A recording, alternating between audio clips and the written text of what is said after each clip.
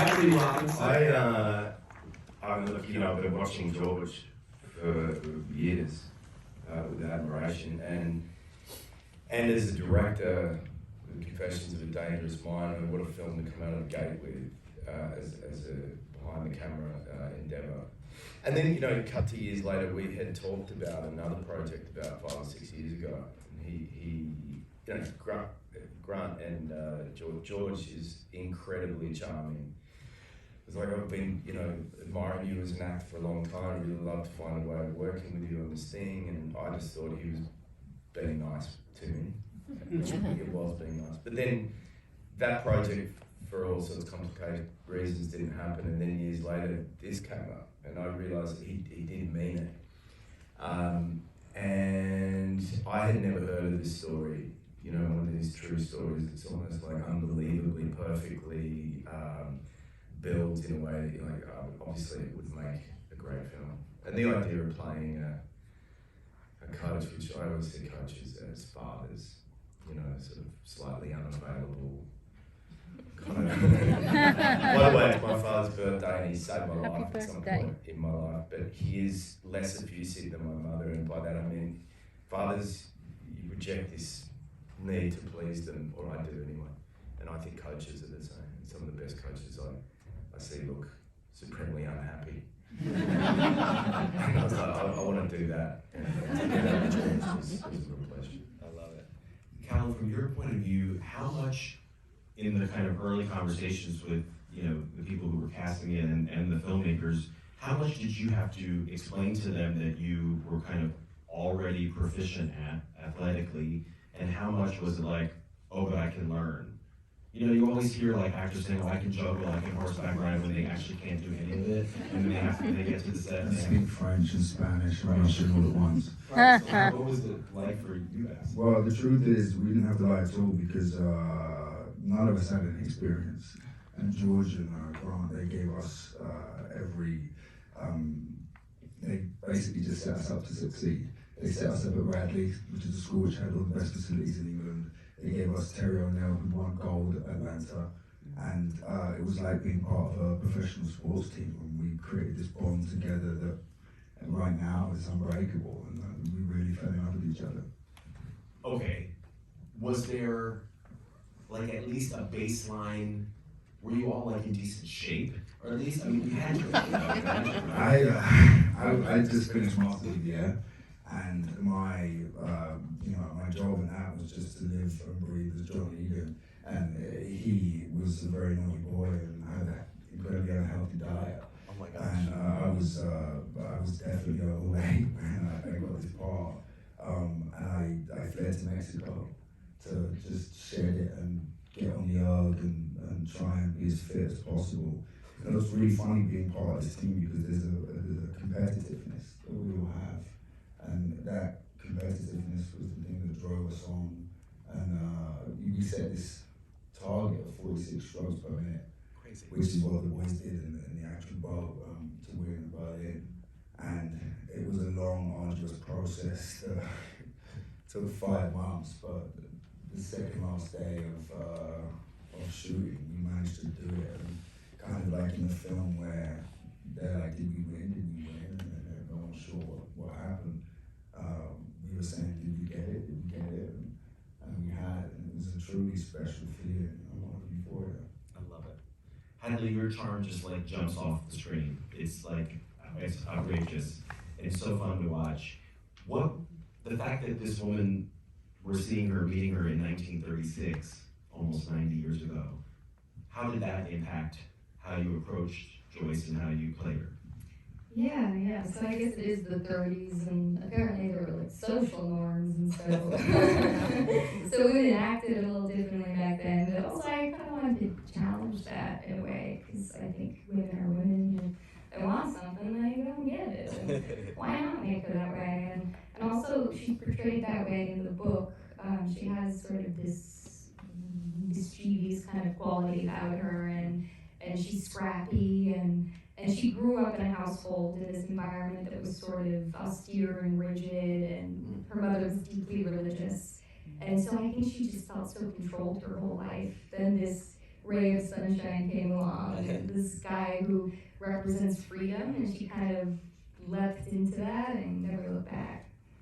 Yeah, it's fun because she has this duality to her. She's innocent. Oh, you can't be in this my dorm. You know, she's kind of Yeah, but she brought him. exactly right. But then she's also spunky, and as we see, a bit forward, right? In a really kind of appropriate way. But you're saying that's from Daniel James Brown's book as well as Mark Smith's script, or did you get to really insert a lot of that? I think I did insert a lot of it. I don't know. I made an assumption about her. I guess I inferred it a little, but I didn't really want her to just be on the sideline cheering and sort of going along with what was happening. I saw her as more proactive, and it's very clear that Jo is maybe more reserved and shy, and I thought it would be interesting to have her be sort of leading the way, and yeah. Joel, if there's one thing that your character shares with Callum's, it's kind of like an economy of speech, right? I mean, they're both pretty terse.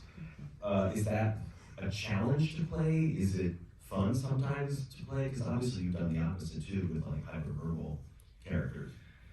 Yeah, I mean, I think there's challenges either way. I think non-verbal, as an audience, as a viewer, I really love great non-verbal performances or characters that say little.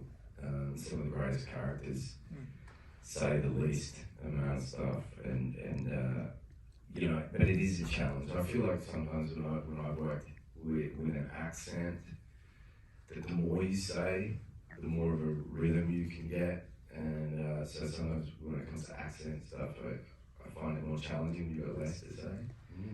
But I just loved this sort of non-verbal kind of, it's not like an angry man, just sort of like quite hard to read.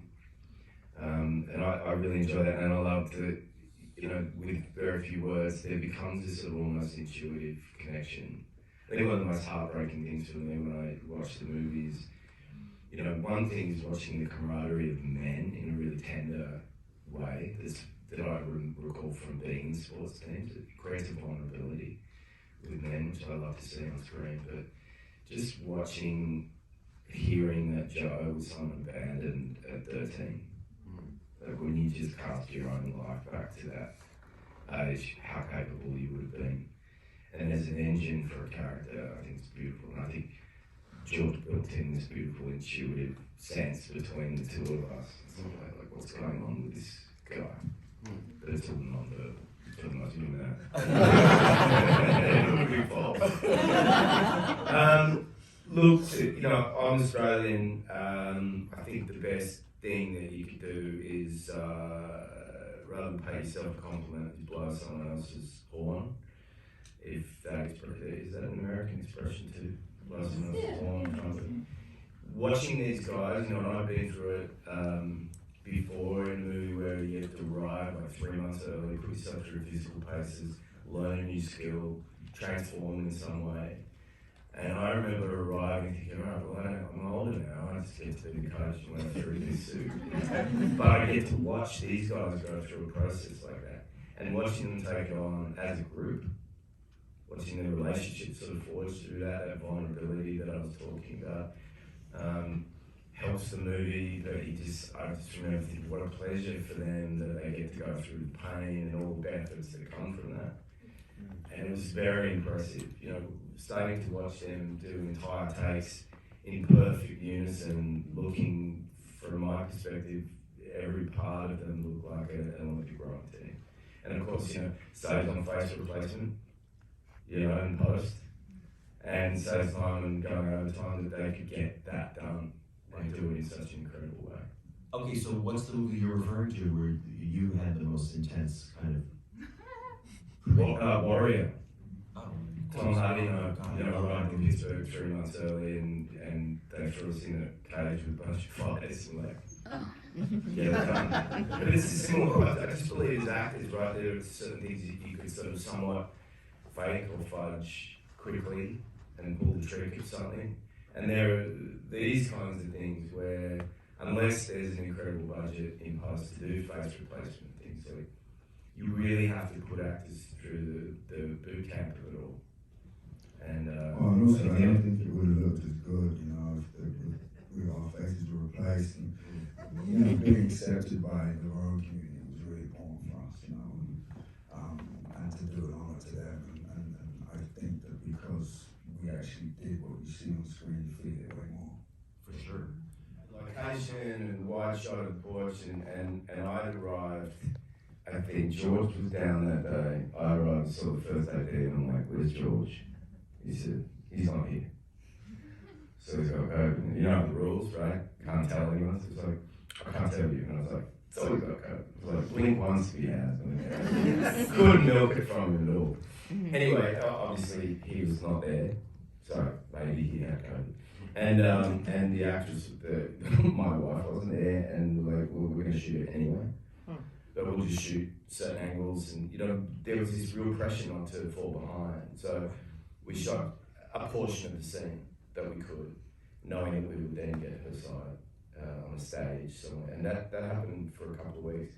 Incredibly, they didn't fall behind. And you know, obviously refigured the schedule so that those of us that weren't sick were shooting stuff from later in the schedule. Oh my God. So it's incredible, you know, like speaking to the themes of the film, you know, adversity or any kind of obstacles get in your way. Human beings together are incredible at galvanizing and getting over those obstacles. And I think that, you know, this story is a really great reminder of how we can all get the best out of ourselves when we think we're at the bottom of the barrel. And certainly on a film level, I love watching filmmakers be resourceful under circumstances like that. Yeah, I mean, you blow my mind. I mean, I love that scene where she says, like, "I'll give you a view" or something. Like, that's just adorable. And the chemistry is palpable between the two of you. Between me and me. Kyle, here's a burning question I had when I was watching this movie. You know, George Joke said he must be dumb because he'd been through perfect storm and he should have known better. You know, but look, it's just that story that's so wonderful that needed to be made into a movie. And George is a big sports fan; he was going to do it despite it. You know, he was just so well prepared. I mean, the challenges of shooting boat to boat are really difficult. Obviously, boats are moving and resetting things. It just takes a lot of extra time. But the other challenge I think they found, you know, so from sitting side by side with George and listening to him talk about this challenge, is building a methodology to shoot that each race had its own momentum, and it started wider and started to compress and become more dynamic and have a greater cadence as we build towards the end of the film. And that shooting close was not really an option because of the length of the oars and the length of the boats.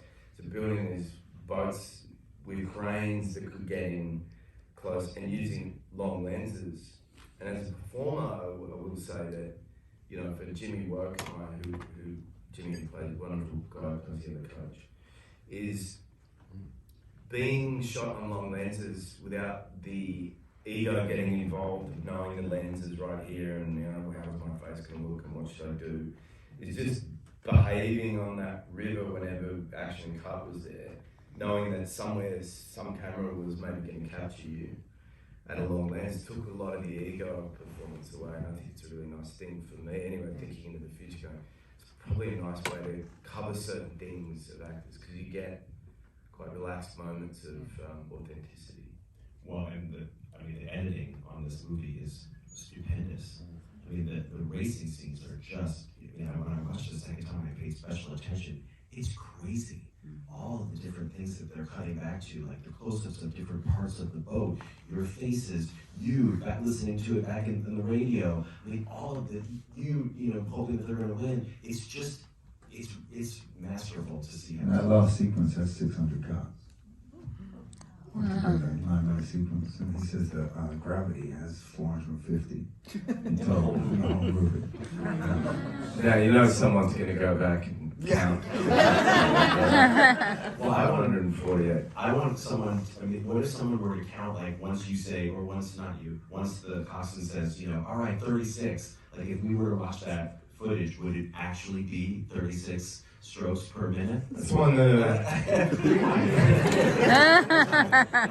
the answer is probably yes. Okay, before I let you all go, let me ask you one last question for all of you to answer.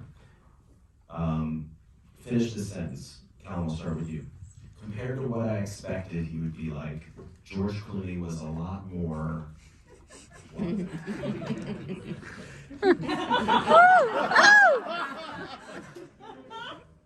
You know, we got no pranks.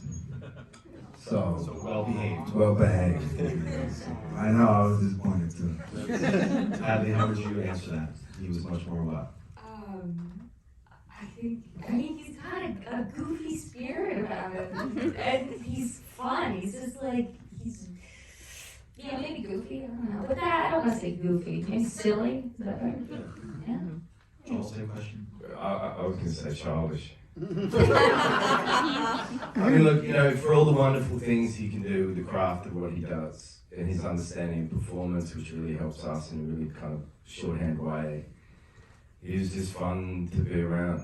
I hate how charismatic he is. There was a day on set, my mum, you know, like a lot of people, love George Clooney. When am I going to get to talk to George? She was in Australia, so she wasn't going to get face-to-face. But one day, she FaceTimed me, and George, because he's awesome and has a great memory, he remembered my mother's name, and I just handed the phone to George, and he answered it. So my mum, you gotta remember, it's like morning time in London, 6 p.m. in Sydney, already with a glass of Chardonnay, on the couch with her hair all like this, expecting to talk to me. And George's like, Marianne. Like, oh, George, Okay, so did you get praised for making that happen, or did you get yelled at for not giving her a warning and then her hair was a bit of both. A bit of both. He's the best. I mean, he really is the best. He is so charming, man. Get, bottle that, sell it. I don't know how he does it. I don't know either, but he also makes a great film. And you guys did a great job. Yes. Callum, Hadley, Joel. Woo! Awesome, great work. Thank you all so much.